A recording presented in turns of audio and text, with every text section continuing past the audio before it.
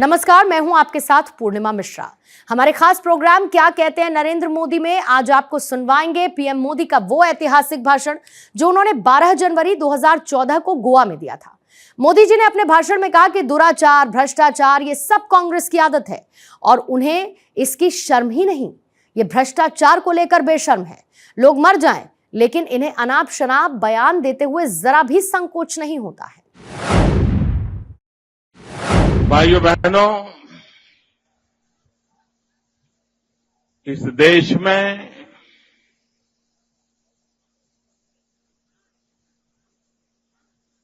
TV media का ध्यान गोवा की तरफ जाता नहीं है।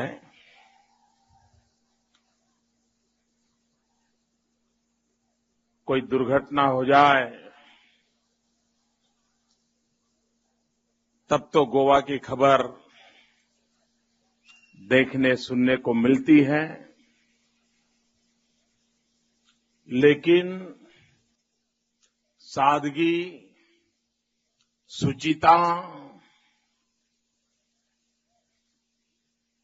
और गोवा के विकास के लिए पूर्ण समर्पण,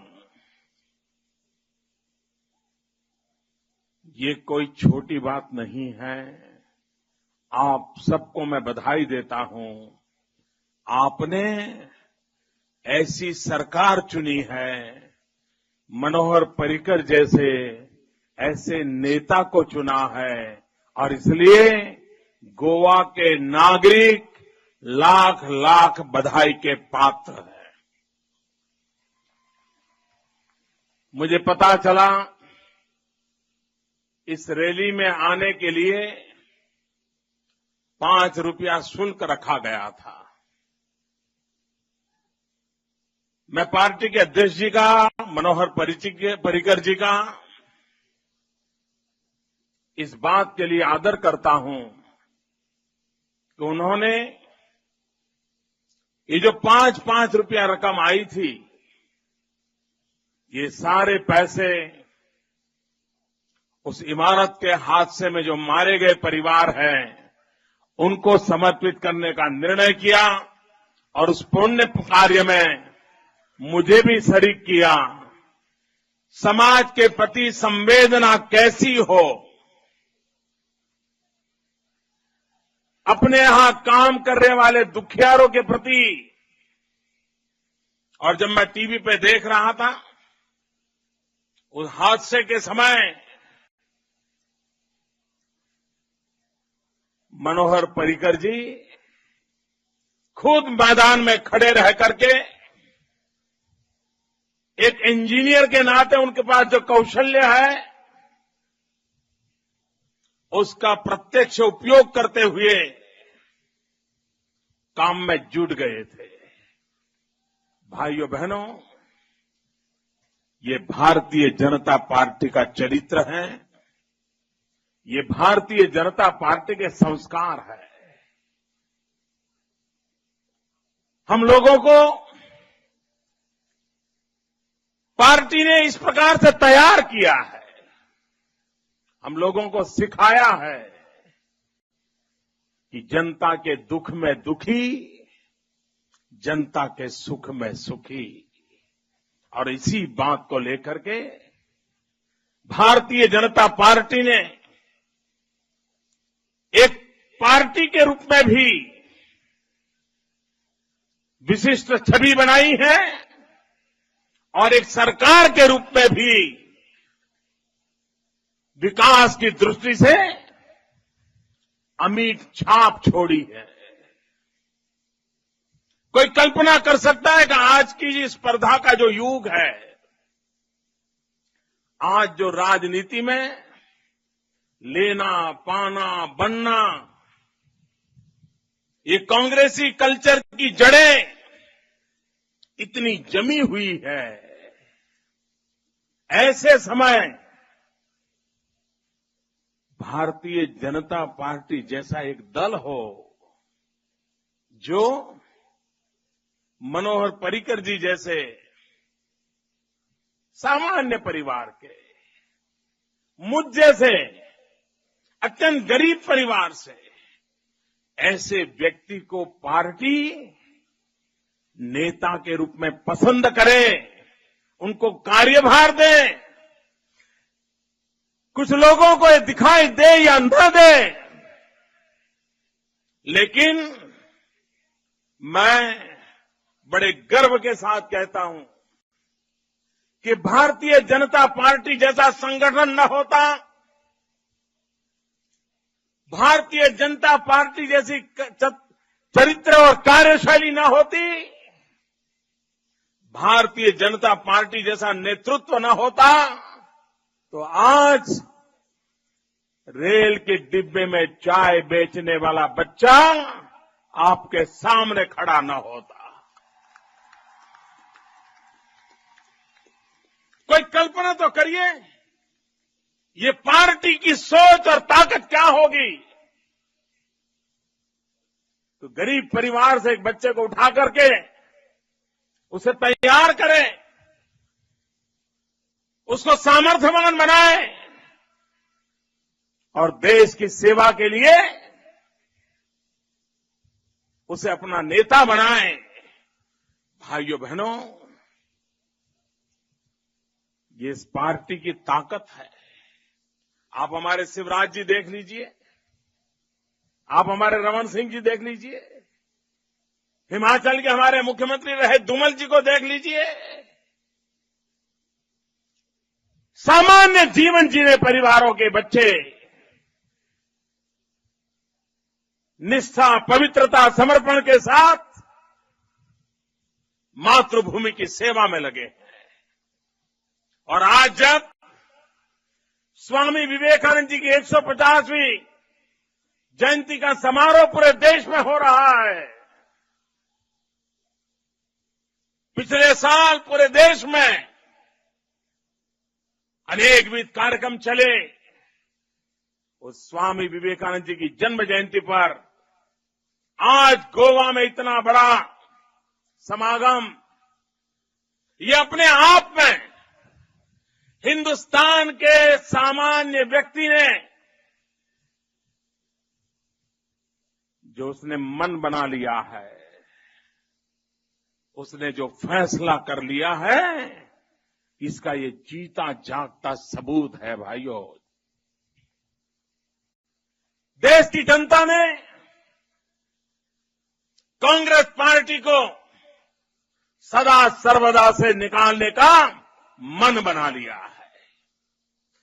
कांग्रेस मुक्त भारत ये भाजपा का नारा नहीं है, ये जन जन का संकल्प है। कश्मीर से कन्याकुमारी, अटक से कटक, हिंदुस्तान ने, यहां के कोटि कोटि जनों ने कांग्रेस मुक्त भारत ये संकल्प ले लिया है।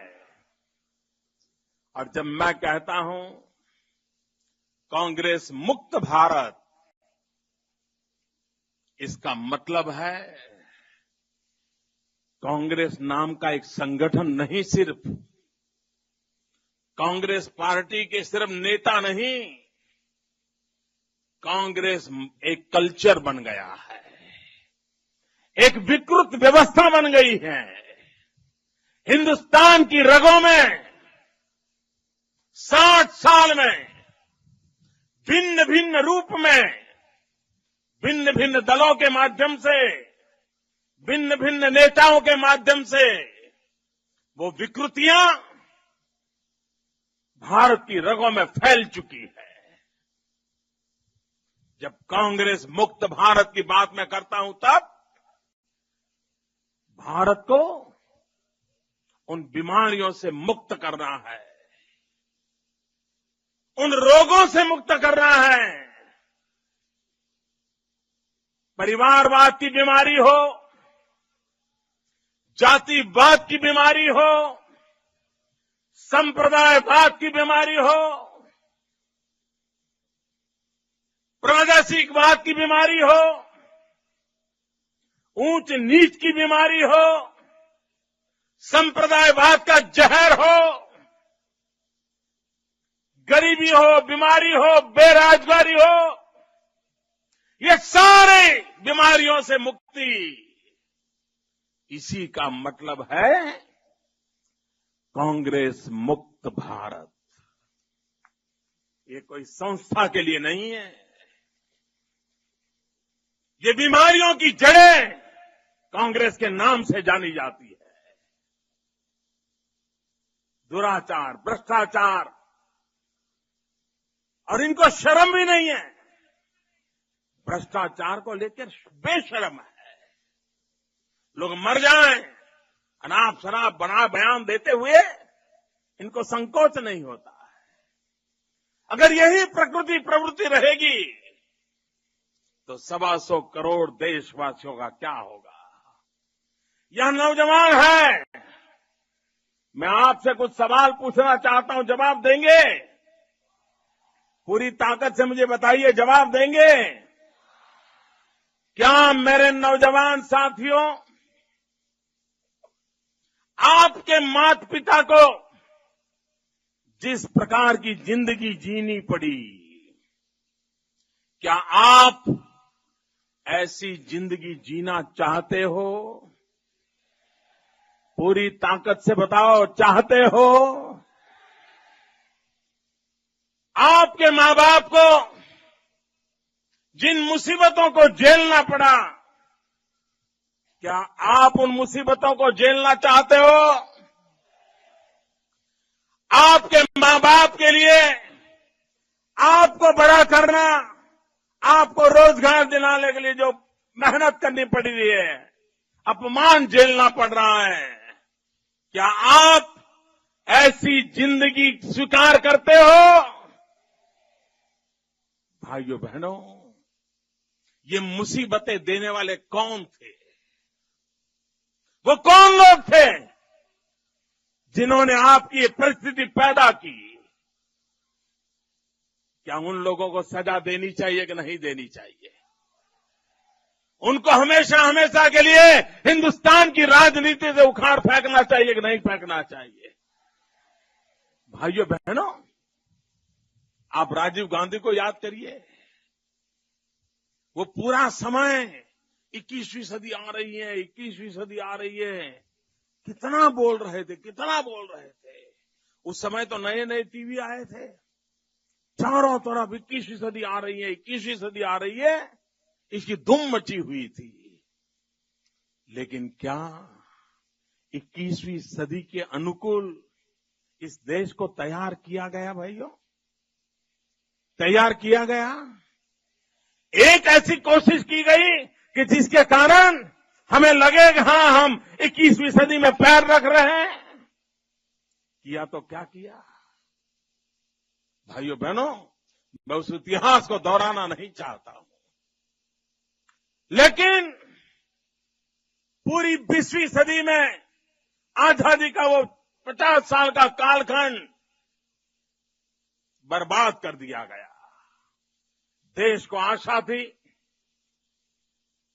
कि कोई पढ़े लिखे महाशय आएंगे, राजनीतिक कल्चर के बाहर से व्यक्ति आएंगे, कांग्रेस की बुराइयों से जिनकी आदत नहीं बिगड़ी ऐसे व्यक्ति आएंगे, और देश मानता था कि शायद देश का भला हो जाएगा। लेकिन 10 साल का लेखा जोखा लें तो भाइयों बहनों, हिंदुस्तान को आजाद होने के बाद इतने बुरे दिन पहले कभी नहीं आए जितने इस 10 साल में इस देश को देखने पड़े।